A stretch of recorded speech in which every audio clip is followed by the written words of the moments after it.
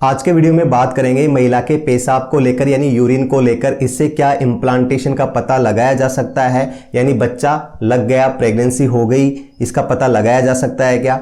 दूसरा, पेशाब यानी यूरिन का कलर से ये पता लगाया जा सकता है कि लड़का है या लड़की है। और तीसरा आता है कि महिला को जैसे ही प्रेगनेंसी होती है वो टेस्ट करती है, उसके बाद में शुरुआत के कुछ दिनों में उसको बार बार पेशाब लगता ही रहता है, कई बार तो पेशाब आता ही नहीं है पर उसको ये फीलिंग रहती है कि पेशाब आ रहा है। और लास्ट में जाके जब डिलीवरी होने लगती है 1-2 महीने पहले ही बहुत ज़्यादा पेशाब की प्रॉब्लम रहती है। या ये वास्तव में पेशाब वाली प्रॉब्लम नॉर्मल है या कोई संकेत देती है कुछ इन्फेक्शन का, या किस वजह से ऐसा होता है, मैं इस वीडियो में पूरी जानकारी दूंगा। तो सबसे पहला क्वेश्चन हमारा यही था कि यानी प्रेगनेंसी में सबसे पहले जो बच्चा चिपकता है यानी इम्प्लांटेशन के टाइम पे क्या यूरिन का बार बार आना किसी महिला को संकेत देता है, किसी को नहीं होता और उसको प्रेगनेंसी हो जाती है। अब मैं थोड़ा सा और आपको बताना चाहूँगा कि जो ये हिस्सा है हमारा, ये है ब्लैडर बोलते हैं, यानी पेशाब की थैली बोलते हैं जिसमें पेशाब भरा रहता है। और जो ये ऊपर वाला हिस्सा है हमारा, ये बच्चेदानी है, यूट्रस है, इस तरह से रहता है। यूट्रस है जो यहाँ है, और आप देखेंगे कि महिला का प्राइवेट पार्ट ये है, ये 90 डिग्री के एंगल पे रहते हैं, यानी ये प्राइवेट पार्ट है और ये बच्चेदानी है। बच्चा यहाँ लगता है, तो बच्चेदानी की भी दीवार होती है, ऊपर वाली दीवार, नीचे वाली दीवार, है ना, ये आगे की दीवार और ये पीछे की दीवार, ये आगे की दीवार, जो बच्चेदानी का मुख होता है, यहाँ मुख होता है। तो कई बार जब प्रेगनेंसी होती है, और देखो आपको प्रेगनेंसी की शुरुआत यहाँ होती है, इसको बोलते हैं, ये फैलोपियन ट्यूब है, और ये क्या है, ओवरी यानी अंडाशय है, यहाँ से अंडा बन के यहाँ तक आता है और स्पर्म यहाँ आता है, तो यहाँ बोलते हैं कि फर्टिलाइजेशन होता है। ये फर्टिलाइजेशन होके जब अंडा यहाँ इम्प्लांट, क्योंकि बच्चा चिपकता यहीं है, स्टार्ट यहाँ से हो जाता है, इसको यहाँ तक आने में 6 दिन लग जाते हैं, 5 से 6 दिन लग जाते हैं। अगर ये अब डिपेंड करता है कि किस दीवार पे ये बच्चा चिपक रहा है, उसको हम बोलते हैं इम्प्लांटेशन। और इम्प्लांटेशन कब होता है, जैसे आपने अगर फर्टाइल मेथड निकाला है कि किस टाइम अंडा निकल रहा होगा, क्योंकि अंडा 24 घंटे जिंदा रहता है, उस टाइम अगर आपका स्पर्म मिलता है और यहाँ प्रेगनेंसी होती है तो 5-6 दिन बाद में या इम्प्लांटेशन होगा। तो यानी आपने संबंध बनाने के 4-5 दिन बाद में आप देखोगे कि आपको कुछ या तो ब्लीडिंग स्पॉट सा या जलन सी दर्द सा आपके पेट के निचले हिस्से में आपको महसूस हो रही होगी, प्राइवेट पार्ट के जस्ट ऊपर की साइड में आपको महसूस हो रही होगी। अब ये क्या होता है कि इस दीवार पे यहां अगर इम्प्लांटेशन होता है तो यहां की इरिटेशन होती है, तो इस वजह से आपका ये ब्लैडर है, पेशाब की थैली भी इरिटेशन होती है, यहाँ ब्लड सप्लाई बढ़ती है, स्टिमुलेशन होता है, तो इसके बार बार आपके पेशाब की थैली को स्टिमुलेशन होता है, तो इस वजह से आपको ये महसूस होता है कि पेशाब लग रही है, थोड़ा सा पेशाब लगेगा, आप बार बार पेशाब जाओगे। ये पेशाब की मुख है और ये महिला का प्राइवेट पार्ट का मुख है। तो ये दोनों अलग अलग होते हैं, महिला का पेशाब का रास्ता अलग होता है और प्राइवेट पार्ट का रास्ता अलग होता है, जबकि पुरुष में एक ही होता है, एक ही से वो छिद्र से दोनों काम होते हैं। अब बात होती है कि ये जो थैली है, अगर इसको स्टिमुलेशन मिलता है तो बार बार क्या होता है, पेशाब आता है। तो ये तो हम नहीं कह सकते कि किसी को अगर यहाँ इम्प्लांटेशन हुआ है यानी बच्चा यहाँ चिपका है, या किसी को बच्चा यहाँ चिपका है, तो इस वजह से कई बार इसको इरिटेशन नहीं होती ब्लैडर को और पेशाब नहीं आता। अब इसको लेके महिला कंफ्यूज क्यों हो जाती है कि उसकी सहेली या फ्रेंड जो कहती है कि मेरे को जब प्रेगनेंसी हुई थी तो मुझे जैसे ही प्रेगनेंसी टेस्ट करने से पहले ही मुझे बार बार पेशाब लगता था। अगर किसी का इम्प्लांटेशन यहाँ हुआ है, समझ रहे हो आप, यहाँ इम्प्लांटेशन हुआ तो इसको इरिटेशन करेगा और उसको बार बार पेशाब लगेगा। पर किसी का इम्प्लांटेशन यहाँ हुआ या यहाँ हुआ, कहीं और हुआ, तो उसको इरिटेशन नहीं होगा, उसको बार बार पेशाब नहीं लगेगी। उसको पेशाब लगेगी बार बार कब लगेगी, उसको प्रेगनेंसी टेस्ट पॉजिटिव आने के बाद लगेगी, क्योंकि शुरुआत के दिनों में बहुत जल्दी पता नहीं लगेगा। तो इस वजह से कि वो सोचती है कि यार मुझे तो इम्प्लांटेशन हुआ या नहीं हुआ, क्योंकि मुझे तो पेशाब भी नहीं लग रहा, मुझे तो ऐसा कुछ नहीं हो रहा। तो हर किसी महिला पे ये कंडीशन लागू नहीं होती है। हाँ, एक संकेत हम कह सकते हैं कि आपको ब्लीडिंग की स्पॉट जैसी भी अगर यहाँ फील होता है, हल्का सा ड्रॉप सा पीलापन सा अगर पानी आपको कई बार आए, व्हाइट पानी की बात नहीं कर रहा मैं, तब आप समझ लेना, और थोड़ा यूरिन भी बार बार लगे तो आप सोच लेना कि आपको इम्प्लांटेशन हुआ है। दूसरा क्वेश्चन ये है क्या पेशाब के कलर से, यूरिन के कलर से लड़का और लड़की का पता लग सकता है कि माँ के पेट में जब बच्चा होता है? देखो आप क्या सोच रहे हैं कि देखो प्रेगनेंसी यहाँ हो गई, यहाँ बच्चा है, आप सोच रहे हो बच्चेदानी के अंदर बच्चा है। अब पेशाब से हम टेस्ट तो करते ही हैं, तब हमें ये तो पता चल जाता है, यूरिन प्रेगनेंसी टेस्ट करते हैं तो प्रेगनेंसी है या नहीं है। तो ये तो फिर उनको महिलाओं को पक्का विश्वास हो जाता है कि पेशाब से ये पता चल सकता है कि प्रेगनेंसी है या नहीं है, तो इससे ये भी पता चल सकता है कि पेट में लड़का है या लड़की है।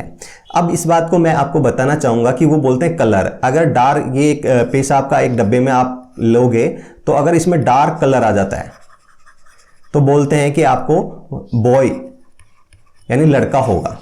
अब इस बात में कितनी सच्चाई है, आपको ये भी पता है कि जब अल्ट्रासाउंड से ही हम कंफर्म कर सकते हैं लड़का है लड़की है। बाकी ये एक अवधारणा है, कोई साइंटिफिक रीजन नहीं है, और मैं किसी जेंडर को, लड़का लड़की को बढ़ावा नहीं दे रहा। बस इसकी अवधारणा से बहुत सारे वीडियो यूट्यूब पे बने हुए हैं, मैं बस आपको थोड़ा सा उसकी सच्चाई बताने के लिए ये वीडियो बना रहा हूँ। अब अगर इसका कलर हल्का रहता है तो बोले लड़की है, समझ रहे हो आप।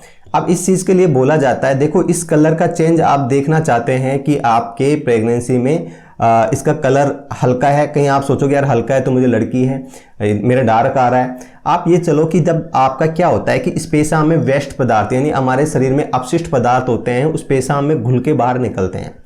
अब आप क्या होता है कि जब इस पेशाब कम होगा, पेशाब की मात्रा कम होगी या लंबे समय तक आप पेशाब नहीं जाओगे तो आपका डार्क कलर होगा। और यदि आप जल्दी जल्दी पेशाब जाते हैं और आप पानी अच्छे से पीते हैं क्योंकि पेशाब की मात्रा अच्छी है, तो उसमें वह अपशिष्ट पदार्थ ज़्यादा उसमें मात्रा में नहीं होंगे, डाइल्यूट होंगे, तो आपको कलर हल्का महसूस होगा। क्योंकि आप ये चेक खुद कर सकती हैं कि जिस दिन पानी कम पियोगे उस दिन आपका पेशाब डार्क आएगा, और जिस दिन पानी आप ज़्यादा पियोगे आपका पेशाब वाइट आएगा। तो इस चीज़ को कोई नहीं कह सकता कि रंग से लड़का है लड़की है। इसका मतलब ये है कि आपका डार्क पेशाब आ रहा है तो मैं ये कहूँगा कि आपको पानी मात्रा में बढ़ा देना चाहिए, पीना चाहिए। आपको हर घंटे एक एक गिलास, आधा गिलास आपको पानी पीना चाहिए। उससे क्या होगा, अब इसमें क्या होता है कि जब बार बार पेशाब लगता है, क्योंकि यहाँ स्टिमुलेशन होता है, जैसे जैसे ये बच्चा इसमें ग्रो करेगा, यूट्रस में ग्रो करेगा, बच्चा बढ़ता जाएगा, तो यहाँ भी दबाव डालता है, समझ रहे हो आप, यहाँ भी दबाव डालता है, इसको पिचका देता है। थोड़ा सा पेशाब आएगा, ये ऐसा फील होगा कि फुल भर गया, क्योंकि इसको स्टिमुलेशन कौन दे रहा है, इसका ब्लेडर होता है। जब शुरुआत में ये पेट से नीचे ही होते हैं ब्लेडर भी, और जो बच्चादानी है पेट से नीचे के हिस्से में होता है, पर धीरे धीरे यूट्रस है वो बढ़ता जाता है और धीरे धीरे इसको क्रॉस करके निकल जाता है। इस वजह से इस पे शुरुआत के दिनों में ब्लड सप्लाई यहाँ की बढ़ जाती है और यहाँ दबाव डालता है, तो हमें बार बार पेशाब लगता है। रंग मतलब डार्क आ रहा है तो इसका मतलब आप समझ लीजिए कि आप पानी कम पी रहे हैं। अगर डार्क आता है तो आपको पानी पीने की आवश्यकता ज़्यादा है, और आपका वाइट आ रहा है तो आपका इसका मतलब समझो कि आपकी बॉडी को जितना पानी चाहिए उतना नॉर्मल है।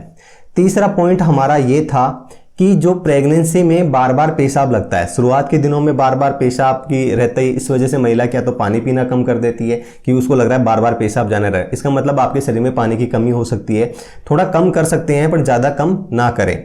फिर क्या होता है, लास्ट में जब 8वां 9वां महीना आता है तब भी बार बार पेशाब लगता है। उस टाइम क्या होता है कि हमारा ये यूट्रस है पेट में तो जा चुका होता है, बड़ा हो जाता है, काफ़ी बड़ा हो जाता है, समझ रहे हो आप, ये बिल्कुल पेट का ऐसे बड़ा सार का हो जाएगा, क्योंकि इसमें बच्चा है, इसमें लगभग 1 लीटर पानी होता है। तो उस टाइम भी क्या होता है कि ये हमारे फेफड़ों पे भी दबाव डाल देता है, हमारे स्टोमक होता है जिसमें खाने की थैली होती है, क्योंकि हमारे पेट में जगह कहाँ से आएगी, ये जगह बनाएगा तो सब अंगों को, सब ऑर्गनों को प्रेस करेगा, यानी उन पे दबाव डालेगा। और ये ऐसा इसके साथ भी होता है कि इस पर भी दबाव पड़ता है, इस पर भी दबाव पड़ेगा, तो उसकी वजह से कि इसको फिर स्टिमुलेशन मिलता है, क्योंकि पेट में चला जाता है। अब बच्चा ज़्यादा ही बड़ा हो गया, नीचे तक भी इफेक्ट होने लग गया, तो इस वजह से बार बार पेशाब लगता है।